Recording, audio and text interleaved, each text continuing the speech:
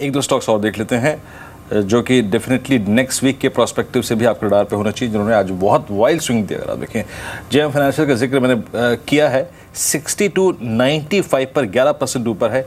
लेकिन याद रखिए अमूमन ऐसे जो ब्रेकआउट होते हैं ना, वो पैसा कमाने का और मौका देते। देखिए मैं आपको बताऊँ, यहाँ पे मैं जेएम फाइनेंशियल के प्रोस्पेक्टिव जो जिक्र कर रहा हूँ, आप जब चार्ट्स देखते होंगे शॉर्ट टर्म प्रोस्पेक्टिव से, 5 मिनट का देख लिया, 10 मिनट का देख लिया, आधे घंटे का, 1 घंटे का देख लिया, फिर डेली देख लिया। लेकिन सही मायने में याद रखिए जेएम फाइनेंशियल ने जो आज प्राइस छुआ है ना, दैट मीन्स ये 6 साल का हाई है, 6 साल का हाई, लंबा कंसोलिडेशन। और ऐसे चार्ट्स को हमेशा देखा कीजिए मंथली पर। आदित्य, आपको अगर मैं एक चॉइस दूं, इस तमाम ब्रोकिंग कंपनियों के स्टॉक्स को अगर आप देखें, इनमें से एक स्टॉक पिक करना है, तो आप कौन सा पिक करेंगे?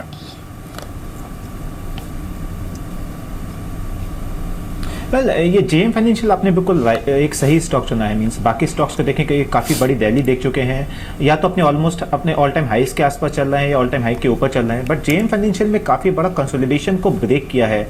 इसमें 58, 55, 58 की रेंज में काफ़ी रेजिस्टेंस था, स्टॉक ने उसको आज ब्रेक किया है, उसको भाई क्लोज दे रहा है। तो मुझे लगता है कि यहाँ से 85 से लेकर 90 तक के लेवल जेएम फाइनेंशियल्स में जल्दी देखने को मिल सकते हैं। तो अगर कंपेयर करें बाकी ब्रोकिंग कंपनीज में, तो मुझे लगता है कि जेएम फाइनेंशियल्स में यहाँ से आउट परफॉर्मेंस देखने को मिल सकती है।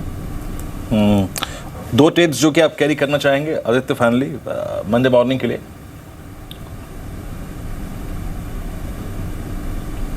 वेल पहला स्टॉक रहेगा सेल का। मीन सेल में देखें तो एक बड़ी मूवमेंट के बाद स्टॉक का एक कंसोलिडेशन हुआ, थोड़ा रिट्रेसमेंट देखने को मिला है। यहाँ से हमको वापस लगता है कि स्टॉक 51 के लेवल दिखा सकता है। इसमें 47 के स्टॉप लॉस से बाय करके चल सकते हैं। दूसरा स्टॉक रहेगा पेट्रोनेट एलएनजी का।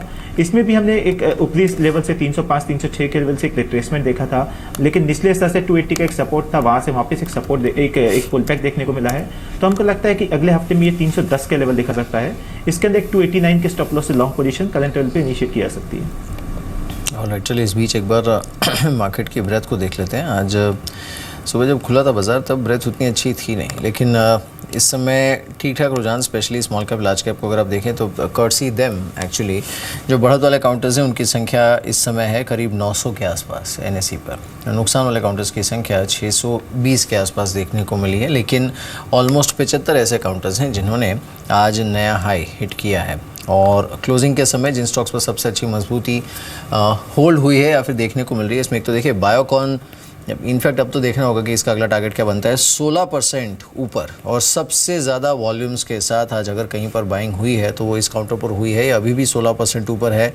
फॉलोड बाय मोतीलाल ओसवाल जिस पर काफ़ी अच्छी बाइंग हुई है, काउंटर करीब 14% ऊपर है। राणे ब्रेक्स 12% ऊपर, Gujarat alkali, JM financial, pink on spirit और एक काउंटर जिस पर काफ़ी अच्छा मूव है, और ट्रैक्टर्स इंडिया लिमिटेड करीब 11.5% ऊपर। टीआईएल पर शाइना क्विकली कोई व्यू है क्या आपका?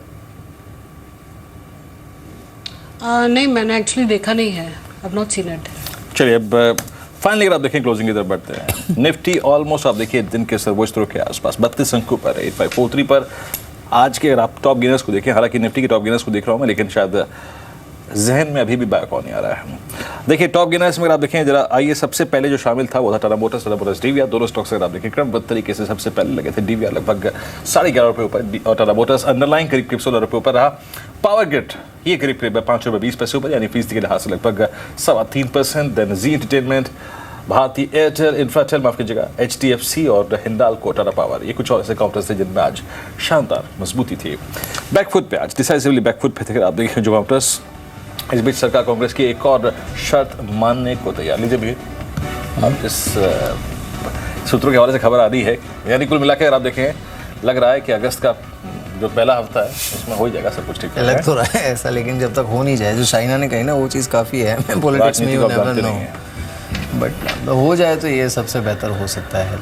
और ये इनफैक्ट कांग्रेस ने जो राज्यों के बीच इंटरस्टेट टैक्स है उसे हटाने की मांग की थी। देखिए ये खबर आई भी थी कि सरकार कोशिश कर रही है कि हो सके एक बात तो एक विशेषज्ञ यहाँ पे जनविजय सिन्हा जी थे, एक बार इंटरव्यू में कह रहे थे कि बॉस पहले आप जीएसटी को जैसे तैसे लागू करा दो।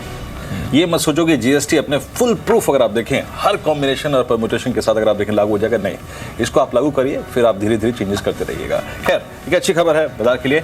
बैकफुट पे जो स्टॉक्स थे अगर आप देखें तो आज जो कि निफ्टी में वो थे बजाज ऑटो, ACC और BOB और बॉश और SBI। आई मीन आप पीएसयू स्पेस को देखिए तो वो आज डिसाइसिवली बैकफुट पे था। वो अगर आप देखें आज कंट्रीब्यूट नहीं कर पाया बाजार की तेजी में, तो कुछ और स्पेस था जो कि कंट्रीब्यूट कर रहा था। आज एसीसी कल के स्ट्रांग मूव के बाद प्रॉफिट बुकिंग मोड में, same is the case with markets close.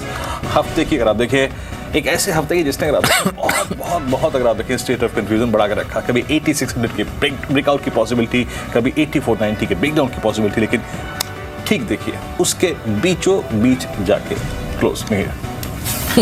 बिल्कुल अच्छा क्लोज हुआ है यहाँ पर, और संकेत जिस तरह के देखने को मिले। एक बार वीकली क्लोजिंग देख लेते हैं। वीकली बेसिस पर अगर आप देखेंगे आज, हालांकि ये लार्ज कैप्स को अगर आप देखें तो बहुत अच्छे संकेत नहीं थे। सो निफ्टी फ्लैट हफ्ते सिर्फ ब्रोकरेज पे करिए वही पे हुआ है सबका, लेकिन एक्शन स्मॉल कैप में अच्छा देखने को मिला है। जो एक हमें लग रहा था कि शायद market is running out of options, वो कम से कम नहीं हुआ मिड कैप स्मॉल कैप।